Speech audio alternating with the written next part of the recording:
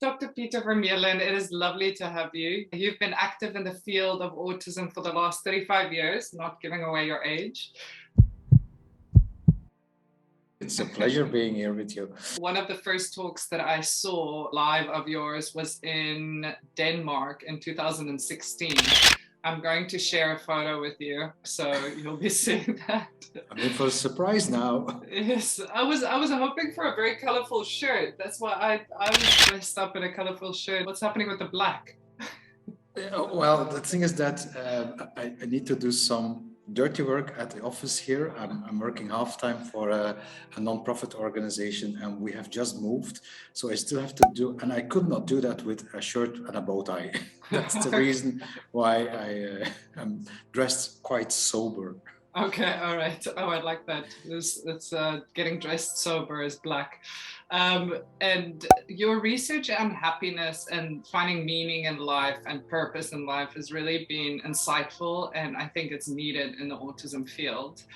My question is, though, how do you, when you come across a parent that says, look, my child is non-speaking or non-verbal, he or she doesn't seem like she's interested or happy about anything, how would you try and guide that parent to finding what makes that child happy? I think every person has talents, even if the talent is not speaking or socializing, then there are other talents. That's one thing. The second thing is every person has interests. Whatever the interest is, try to offer your child a lot of things just to explore the talents and the interests of your child, and do not focus too much on the level of communication and social interaction, because maybe those are not the areas that your child has a huge talent. But if we look at the success stories in autism, and I think it's time that we start looking at autistic people who are successful. And with successful, I don't mean that they have to be popular all over the world and be renowned as Temple Grandin. I'm talking about the so-called normal successes, people who have a good life, who can do something that other people appreciate. I'm talking about that magnitude of successes. If we look at the success stories in autism, it's always because parents did something with the interests and the talents of their child. And not just parents. Parents then convinced professionals to join them on their journey towards, using the talents. And I think it's in the beginning it's a bit difficult, especially with young children. Do not forget that young children often can go from one interest to another. Don't try to get too obsessed with I have to find it in the next coming weeks or months. Take time, but offer your child as many activities as possible that could trigger a talent, because these children do not know their own talents. Yes. So we need to explore them. Okay, just like any child. I think that we sometimes forget that, autistic kids are just like any other child. They're going to go through different interests and loves for different things, and we have to, as parents, try and expand on that as much as possible. Yes, exactly. And do not limit it to one interest, because at a given moment you might find that a child has an interest in, let's say, touching things. Okay, there's a lot of jobs where good tactile skills is important. I'm thinking about textures in clothes. I'm thinking about whatever activities that involve tactile things. Making dough, for instance, for pizza. I don't know, that's where you need to use your hands and touch things. Whenever you find one, don't limit it to that one, because the thing is, and that's a bit of a risk with autistic children, that once you find their niche, their talent, that it becomes a special interest. And it's okay to become a special interest, but if they only have one special interest, then later on in life, being successful, then it's everything or nothing.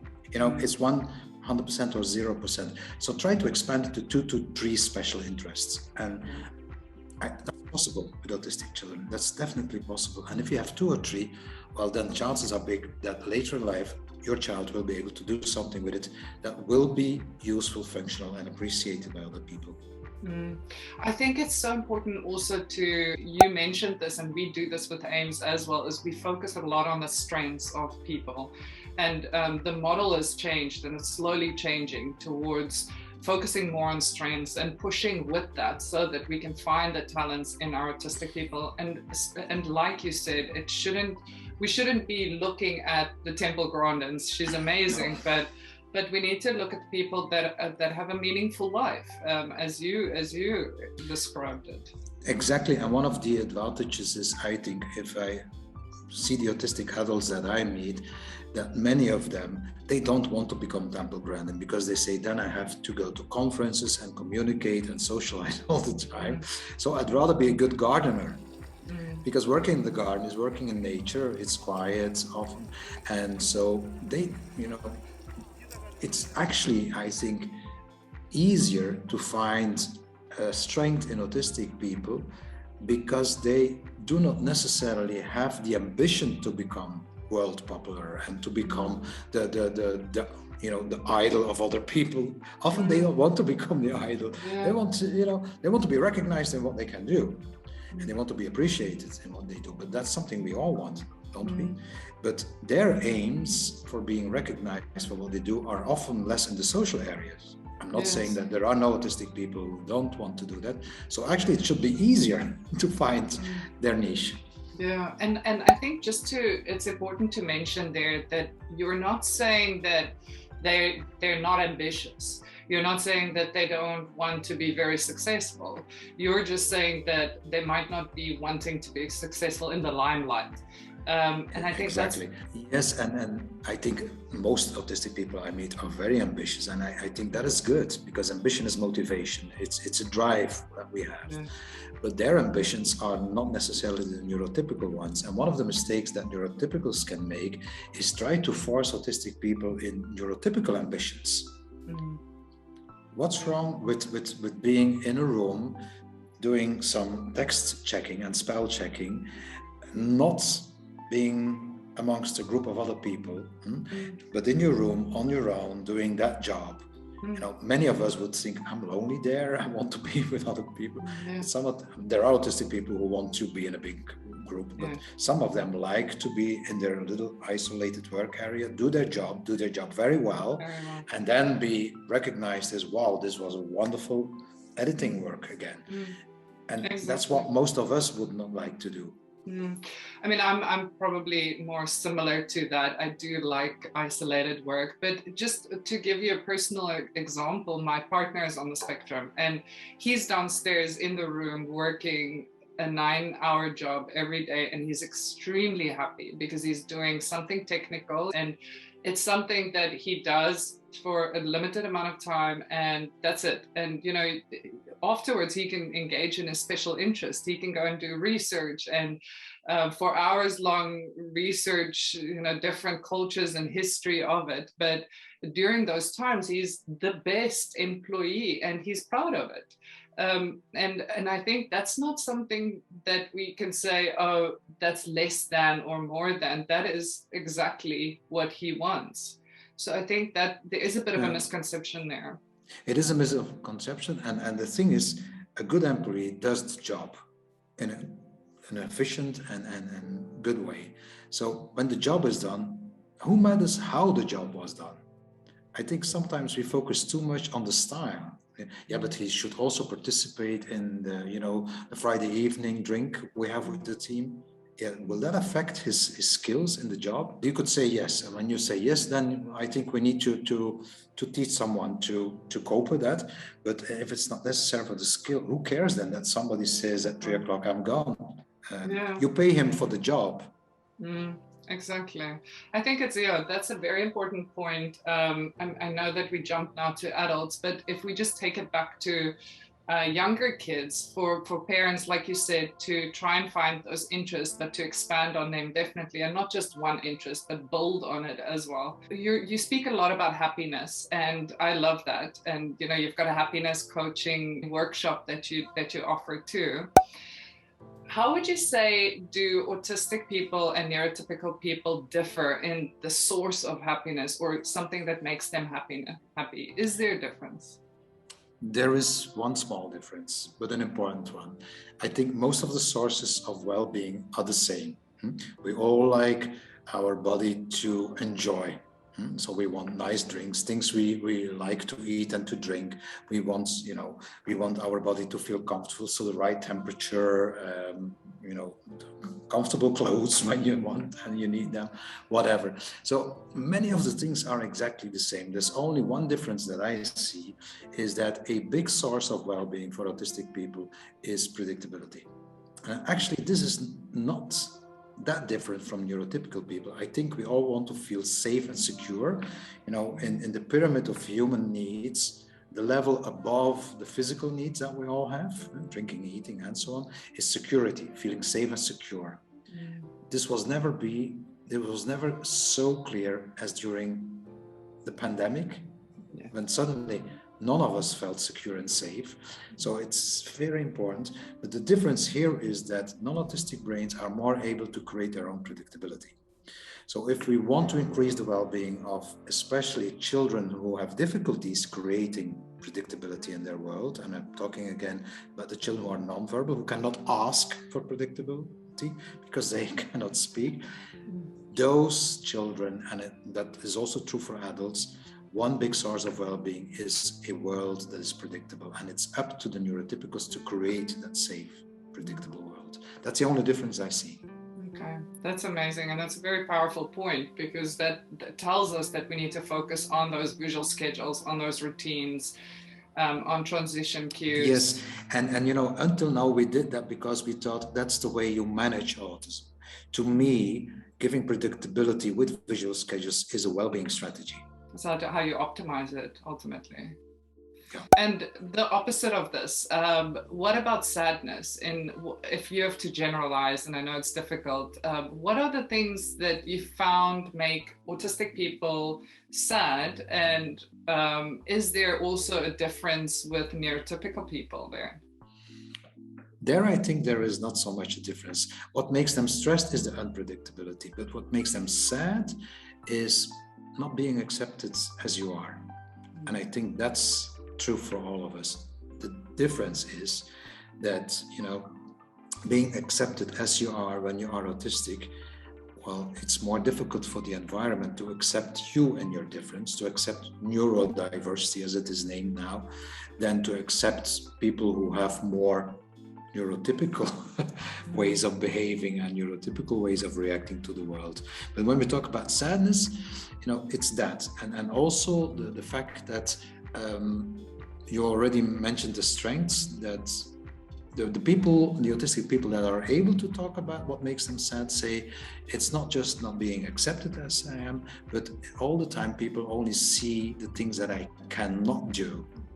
So it's the fact that I'm not seen as I am again, but in terms of a complete picture of me, it's only the disorder, the deficits, and we should not ignore the difficulties, but I'm more than my difficulties. And if people could also see the other side of me, the side, sometimes autistic people make me laugh, and I think that's part of autism too. Sometimes they do not always want to be funny, but sometimes what they do, let's be honest, can be funny. And the moment you can making jokes and laugh together about the funny behavior, then I think, well, then we take away a big source of sadness, because then we also say, you know what, your autism is okay, it's there, and sometimes it's difficult, but sometimes we can just laugh about it, and then that's more human, I think. I think that the shows at the moment that are on Netflix and on other platforms are helping with this, definitely. Like Love on the Spectrum is really, there's this one family, Michael's family, that is amazing, and they always laugh with each other. And and that's the big thing, is obviously nobody likes to be laughed at, but if you're laughing together and you're celebrating autism, that's beautiful. It's the moment you can make jokes together, it's not I'm making a fool of you, but when you laugh about it together, that's the moment that you say, I take you seriously.